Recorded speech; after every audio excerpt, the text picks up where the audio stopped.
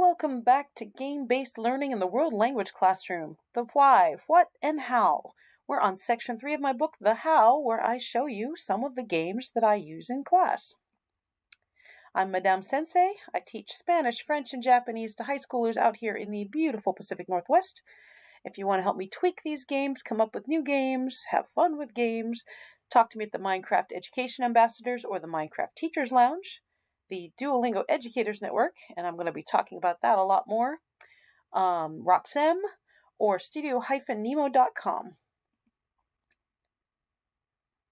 This episode, we are talking about how to leverage online games. We were talking about Duolingo, and we're going to come back to Duolingo. And I don't think I mentioned in the last one because I was running way over time. I only assign Duolingo for homework. I do not have the students sitting in front of the computers during class time. Duolingo is homework. It's good, targeted feedback for when I'm not around. And I'll get into that more in depth. But today, we're going to talk about Quizlet. Now, I'm about to talk about Quizlet, and I'm going to talk about Quizlet a lot. But I don't want you to think this is a ringing endorsement. I'm actually secretly very frustrated with Quizlet at the moment, and I'll go into those details why. I'm going to tell you where I think you should spend your precious, precious classroom money. But Quizlet is a very solid platform, and I have used it in the past, and I do occasionally go back to it because I've got like 400 Quizlet sets there and everything. But I'll explain everything. All right, Quizlet is a flashcard application, and it is a very solid flashcard application. Now, when Duolingo's Tiny Cards shut down, I was looking for where can I fill in the gaps with that, and I did a lot of research, looked at Anki, looked at, there's a lot of tiny little flashcard apps, and Quizlet really is the king of flashcard apps, asterisk, up until recently. And I'll show you what I use now, okay? First frustration with Quizlet is that you can only put pictures on the back side of the card, okay?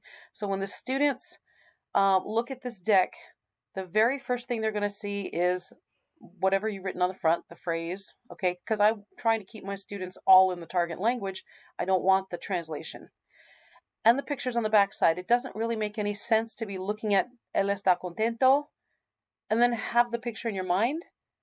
I mean, and then choose from the pictures, I don't know, it's not quite the same brain as if you look at the picture and then it's like, how do I describe him? Okay. So here, look at this because I'm going to explain why I'm frustrated with Quizlet in a moment. All right. So you can set it so that you see the picture first. You have to go here into this little settings thing, and you have to click right here, answer with, and you've got to choose, okay? But that's every individual person. I, as the teacher, can't set this deck for my students. They have to do it for themselves, and they have to do it every single time they log in to play with this deck. Now, my students, I love my students. They're wonderful human beings. They're smart human beings. But by golly, they don't want to click 15 times. And even though I go through all this is how your brain works, I have all my metacognition thing, and this is why it's important, I can guarantee you there are 5 per class that are not going to go in here and click, click, click so that they see the pictures first and then come up with the phrase. So there's that problem. Then I'd like you to see right here, I have advertisements going on, and I'm going to talk about that in a moment. Actually, I'll talk about it right now. That's my very next slide. Okay, so it's like $35 a year to get a teacher account. So I diligently, for many years, paid my $35 a year. I don't know what happened, but about 3 years ago, suddenly I started seeing advertisement. So it's like, okay, obviously something happened. I'll just contact them and clear it up. The problem is that Quizlet has no human beings to talk to. 0 human beings to talk to. It's just bots. And the bots don't understand for months, I went back and forth with, you've taken my money, but I still don't have the teacher account this year. I don't know what happened. Could you please fix it? There's no human being to parse that. The bots do not understand what I'm saying. Okay. And now the secretary keeps coming back and saying, hey, I keep getting dinged for Quizlet. So for years now, Quizlet has just been dinging my school's credit card and not giving me anything in return. And I'm very frustrated with it. So I do not recommend Quizlet because, like I said, I'm a poor teacher. Every single penny I have is very important to go to the students. And so here's some money getting siphoned away from me. That's not going to the students. So I'm very frustrated with it. But if you get the teacher account, that's when you can track your students. You can't track your students without it. And I'm afraid since I don't have a teacher account right now, I can't show you an actual screenshot. So this is their promotional material. But when you get the teacher account, then you'll see your students and you'll only be able to see that they did the assignment. That they did it's not even an assignment. It's you say go to this deck. Okay, so you give them the URL to the specific deck. And you can see, they did match, they did learn, they didn't do this. You can't tell their accuracy or anything. With Duolingo, you can tell their accuracy. You can tell how long it took them. You can tell what sorts of lessons they did. With Quizlet, you can only tell that they looked at it, and if they haven't clicked all the way through, because sometimes they get to that last slide and they don't click the complete button, then it won't show up. And so now you've got to argue with your students, did you do it or not? Okay, Quizlet has a yearly unconference. They call it the unconference. And actually, this is really wonderful. Okay, it's free.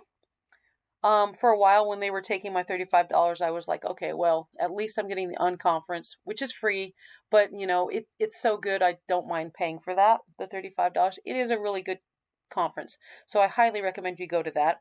They'll spend a day during the conference, which is just a sales pitch of pay us your $35, just so you know. Okay. But I do get a lot out of it. So I highly recommend you take advantage of it. The last conference, they talked about their AI tutor, which I played with a lot and was kind of nonplussed by, but it's there. For the gamification front, they have a match game, and if you've got the teacher account, then all your student times, your students can compete against each other. But if you don't have the teacher account, you can still play match. That's fine. And then we're going to talk about Classic Live and Checkpoint in a moment. They used to have another game called Gravity, which was a lot of fun, but I think because a lot of teachers like myself like to put the pictures on the backside with nothing else, that game was breaking a lot because Gravity was kind of like Typer Shark, where the picture would be falling down and then you had to type what the phrase was that went with the picture quickly before the picture hit the planet. And sometimes, well, if you hadn't gone in before the game started and changed it so that the picture was on the front side instead of the back side, then the game was broken. So I think that's why they got rid of it. At least that's the one time I talked to somebody at the unconference, because like I said, it's impossible to talk to a human being at Quizlet. So I have experimented a lot. I love to experiment. And I'm going to go through some of my experiments with Quizlet and show you how I used it. So if I put a sentence on one side and a picture on the back with no words, here's a couple of examples, and I'm going to link these in the description.